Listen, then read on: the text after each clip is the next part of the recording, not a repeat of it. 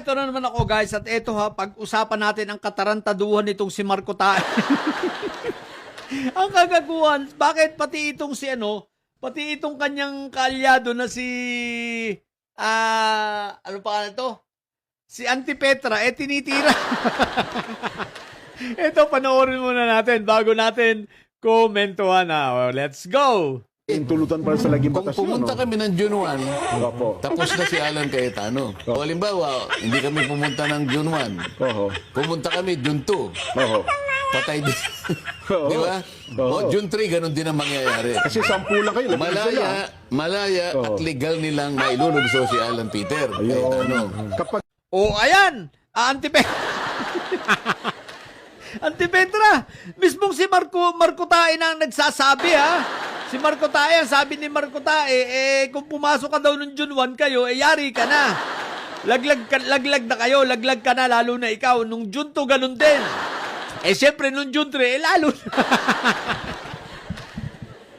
So, ibig sabihin, si Marco Tae mismo, nakasama mo, naniniwala na wala ka ng suporta. Naniniwala na kakaunti na kayo, wala na kayong bilang. At laglag na kayo. Isipin mo, tinitira ka, tapos itong masama, Auntie Petra, habang nagsasalita si Marco Tae, tinatawanan ka. Sira ulo si Marco Tae. Isipin mo, Auntie Petra, yung kasamahan mo, kakampi mo, habang nagsasalita ka, tinatawanan ka. What the heck? Guys, kaya malamang, duda ko, alam na alam nito ni Marco Tae na na kahit kung ito ay maging anong tawag doon, kung di ba ninanais ni Auntie Petra na maging presiding officer pa rin para sa impeachment trial, mismong si Marco Tae hindi naniniwala sa kanya eh. Hindi naniniwala na gagawa ito ng maayos. Kasi nga, alam niya na si Auntie Petra may papagkabobo rin. Maingay lang pero bobo. Yun ang totoo. Di ba? Kaya ngayon, si Auntie Petra nangangarap pa na maging presiding officer sa impeachment trial. Well, Auntie Petra, hanggang pangarap ka na lang kasi hindi mangyayari. No? Ayan nga, binababoy ka na nga ni Marco Tae, Pinaglalaruan ka sa kanyang programa, tinatawan-tawanan ka lang. Walang ngaya. Pag ako yun, ako puro ano ba ito? Kakampi o kalaban? Bakit ako tinitira, di ba? Dapat ganun ang reaksyon ni Auntie Petra Kaya lang, syempre, bobo, mahina komprehensyon niya. Kita mo hanggang ngayon, no? Ito pa ang nakakatawa, no? Makikita mo rito ang kabubuan nito ni Auntie Petra, no? Tuwan-tuwa siya nung sa celebration nitong anniversary yata yun, no? Nitong sa mga Chinese, no? Sa Chinese Chamber of Commerce ba yun? Aba, di tinawag siya na tanda natin, mga Chinese ang nandun, ha? No? Andun pa yung ng Chinese, anong tawag dito? Ambassador, nandun rin. Di ba, nung tinawag siya, Senate President Alan Peter Cayetano. Tuwan-tuwa ang siraulo. Tuwan-tuwa, palakpak antay nga. Ang hindi niya alam, ang kabubuhan niya, lalo pa siyang nabaon. Bakit? Obvious na obvious, lalo pa tuloy nabisto na siya ay certified na chinator. Siya ay legit at lehitimong chinator. Isipin mong puro Chinese yun. Ibig sabihin siya ang sinusuportan ng mga Chinese, no? So ibig sabihin, pumayag siya. So, payag na payag siya maging chinator. Ngayon, pagdating sa optics, akala niya, ito ay nakabuti. Hindi niya alam na lalo pa siyang napasama. Pangit na nga ang imahe niya. Lalo pa pumangit. Lalo na sa mga marunong mag-isip, marunong mag-analyze, no? Lalo sa mga negosyante, mga ibang mga akadim, itong mga abogadong matatalino ring iba, at itong mga, kahit mga simpleng mga mamamayan, pero nag-o-obserba, alam na alam agad natin, di ba? Kitang-kita natin, nung tanggapin niya, tuwan-tuwa siya, aba, suportado ng China. Chinator talaga. Kaya Antipetra, what the heck? Kaya ka tinatawanan ni Marco Tae. Ang bobo mo talaga. Tatanga-tanga ka eh. Isipin mo, gusto mo magpapogi, gusto mo maging maayos uli ang iyong ang iyong anong tawag, optics, ang paningin ng tao sa iyo, tapos tuwan-tuwa ka ng tawagin kang Senate President ng China. ng mga Chinese.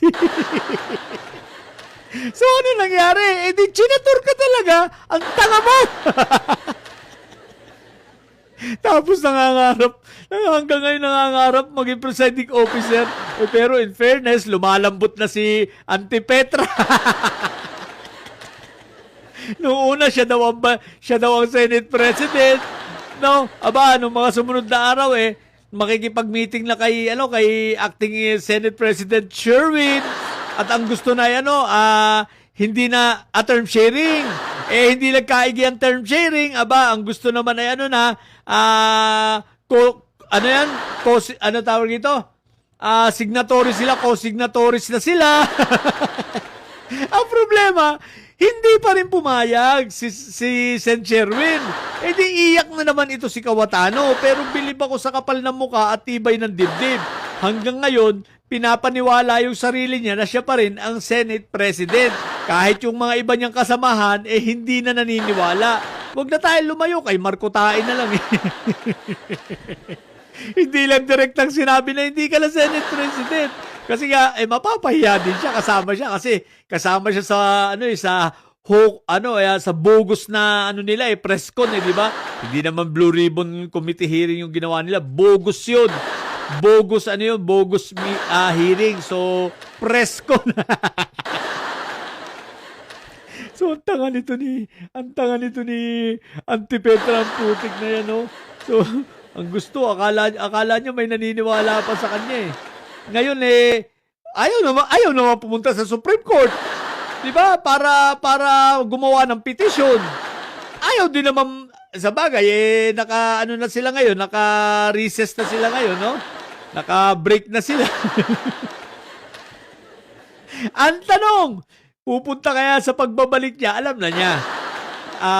Once na magkaroon ng kahit special session, palagay ko wala na. At pag nagbalik lalo sila sa July, wala na.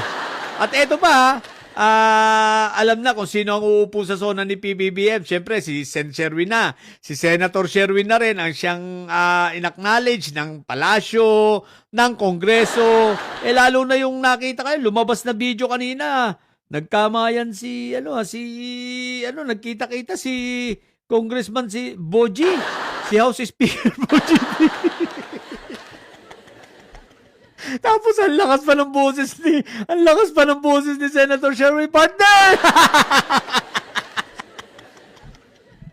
Iyak si Antipetra.